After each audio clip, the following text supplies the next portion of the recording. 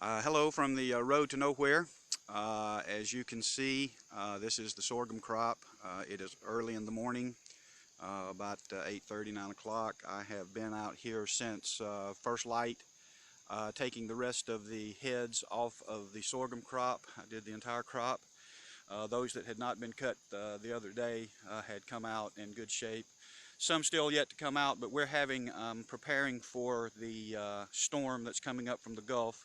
It's a beautiful day here today, but it will look far different tomorrow.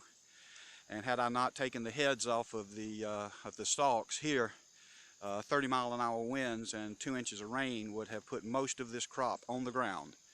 I will still have some lodging, which is, of course, the bending over of the stalks. I don't know how much. This is a powerful storm that's coming up. If it is predicted, as predicted, 30-mile-an-hour wind here will do a lot of damage. Potentially. Hopefully I've done all I can do.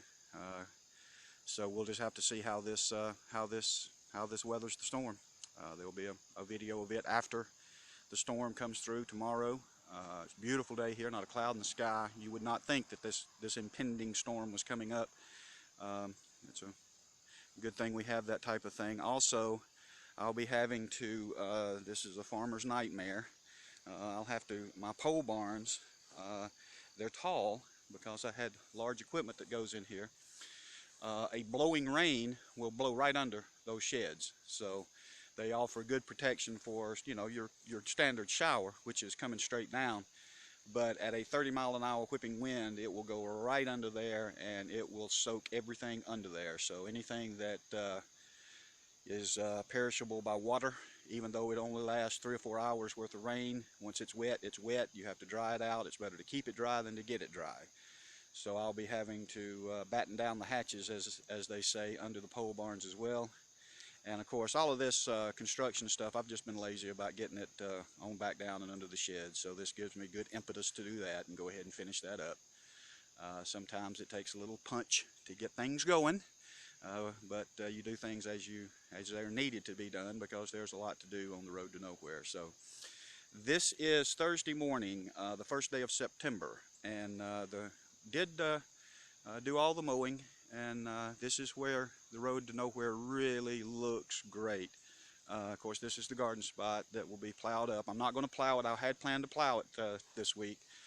Actually plow it today. However, not a good idea to plow open and have open ground when you're expecting 2 inches of rain in one day, or this field will be down in the woods. So basically leave the plant matter and the root structures in the ground, let the rains come, dry up, then I can plow it. It's all in not getting ahead of yourself and doing things that are just dumb just because you want to get something done. And as you can see, when I'm just walking up the property, when everything gets done and it's all mowed, we keep this field mowed pretty tight, more like a golf course than acreage in front of a farm, but that's the way the current occupant likes to have it, so that's the way it is.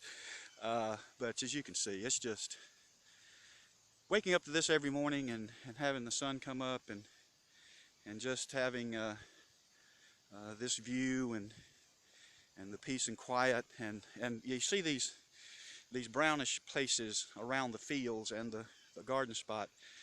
There were a flock of blackbirds, or just small blackbirds. I don't know what the species are, but they have a different survival strategy than dove. Dove are mate in pairs, and you will hardly ever see a flock of dove. They will fly in flocks, but small flocks. And then when they feed, they're watching out for themselves pretty much.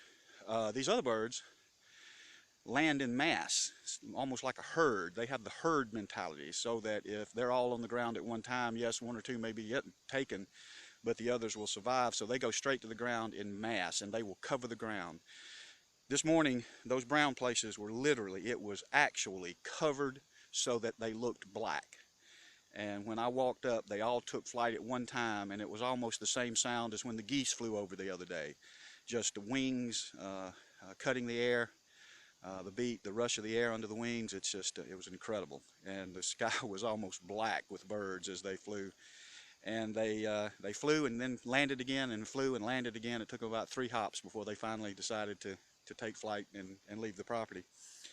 But it's those types of things that you just, it's a wonder of nature. And so here's the road to nowhere. But I guarantee you, you get to the end of nowhere, and brother, you are somewhere. To me, the best place on the earth. So I hope you're having a great day, and that's it from September the 1st on the road to nowhere. See y'all later. Bye.